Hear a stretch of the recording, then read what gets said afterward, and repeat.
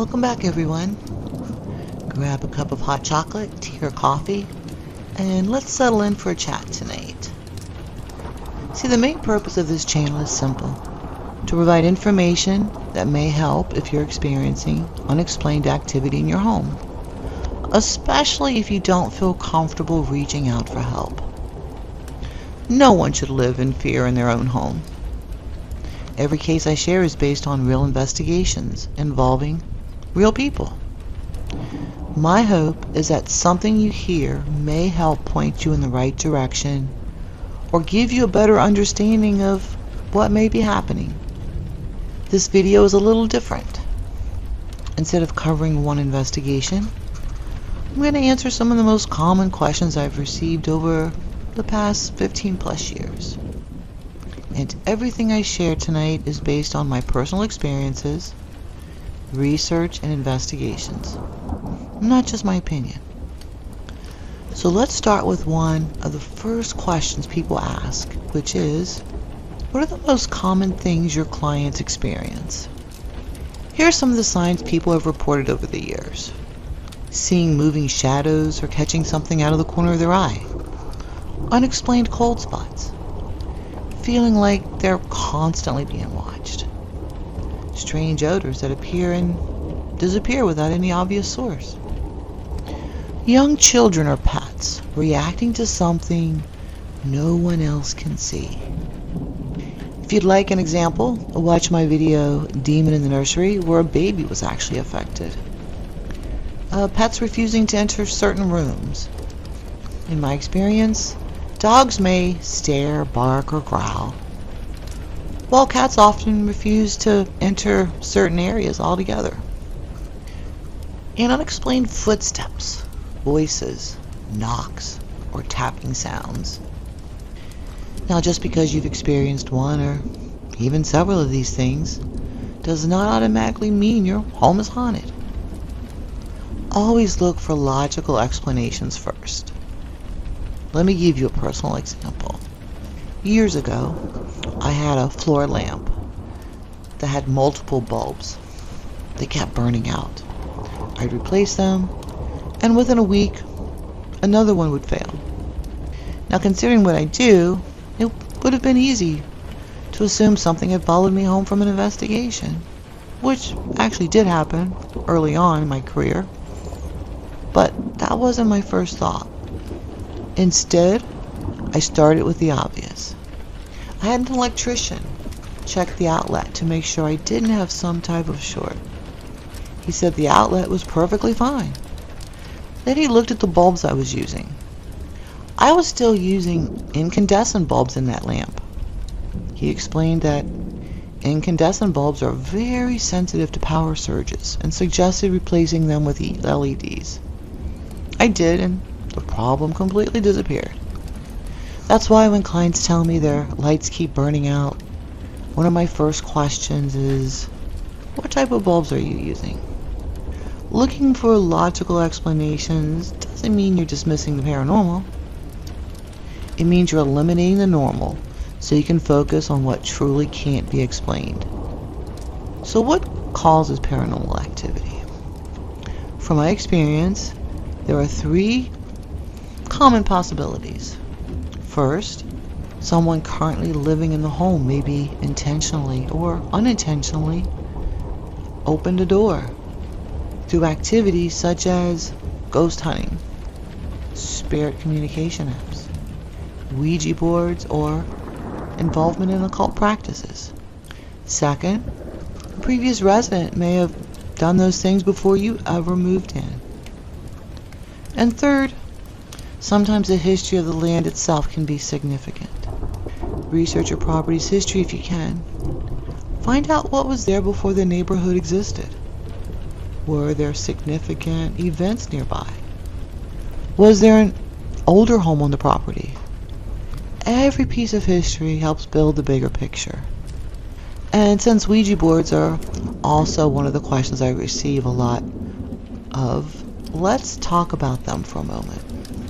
Now, if someone collects Ouija boards and hangs them on the wall simply as decorations, I don't automatically consider that dangerous. with the caveat that they weren't used in occult practices prior to you buying them. The danger comes from intent. If the purpose is to communicate with spirits, that's when you're inviting interaction. In an upcoming video, I'll share an investigation involving a spirit that actually admitted it entered through the use of a Ouija board. Now let's talk about what not to do if you're experiencing unexplained activity. First, don't try communicating with whatever is there. In almost every case I've investigated, communication only increased the activity. And if what you're dealing with is something dark, it can make the situation much worse. Second, don't automatically reach for sage. I've talked about this in previous videos, but in my experience, sage removes negative energy. It doesn't remove spirits. And in every demonic case where clients use sage, they reported increased and often angrier activity. And finally, be careful who you call for help. Do your homework. Since these situations are spiritual in nature, I strongly recommend seeking a Christian-based team that approaches investigations from a faith perspective. Another question I receive is, are possessions real? Yes, they are, but they are also extremely rare. We do not personally investigate possession cases. Instead, we help direct those individuals to churches or clergy experienced in handling those situations. I can honestly say there has only been one phone call where I had absolutely no doubt a possession was taking place. During the call, the entity actually came out while I was speaking with a person's fiance on the phone. It's something I'll never forget.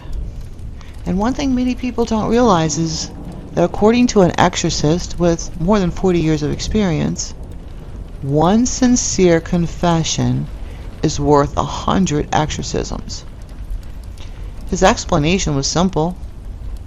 The devil seeks to destroy the soul, while confession restores it through God's grace.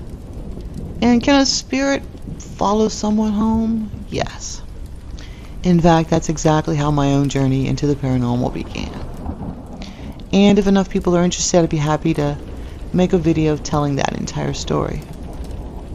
So, if you're enjoying visiting haunted locations, even organized ghost tours, be careful. Protection prayers before you go. Protection prayers again before you leave. And if you're someone who is spiritually sensitive, understand that you may attract more attention than others. Spirits can sense who is able to sense and or see them. They tend to gravitate towards those people, especially if they're trying to get a message to someone or asking for help. And finally, if you believe something unusual is happening in your home, here are a few things you can do. First, rule out every logical explanation you can. Second, if you recently moved into the home, try speaking with previous owners if possible. Third, if you've lived there for years and activity suddenly started, ask yourself what changed. Did someone visit a haunted location? Did anyone begin experimenting with spirit communication like Ouija board, crystals, or ghost apps? Did you bring home antiques, collectibles, or souvenirs from a trip or from abroad? I've investigated cases where objects were connected to the activity. If you're interested, watch my video, Haunted Object. It took a while to figure out what was causing the activity, but once the client shared one piece of information that she thought was insignificant, it was actually what solved the case. Also, create a timeline. Knowing exactly when activity began and what was happening in your life at that time can reveal patterns you might otherwise miss. Finally, research your property's history. Sometimes the answers aren't inside the house at all. They're buried in the history of the land beneath it. I hope this video answered some of your questions and gave you a better understanding of how we approach these cases. Before we wrap up, I want to leave you with something a little lighter. We were investigating a very haunted cemetery one night while testing some new equipment. To this day, I think it's the only investigation where I actually screamed. And no, it wasn't because of a ghost. Watch this.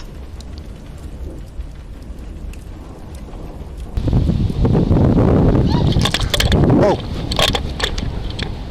Where are you? Where are you?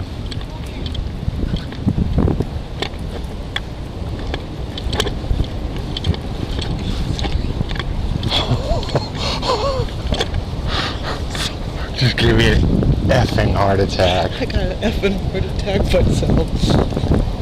Tree branch?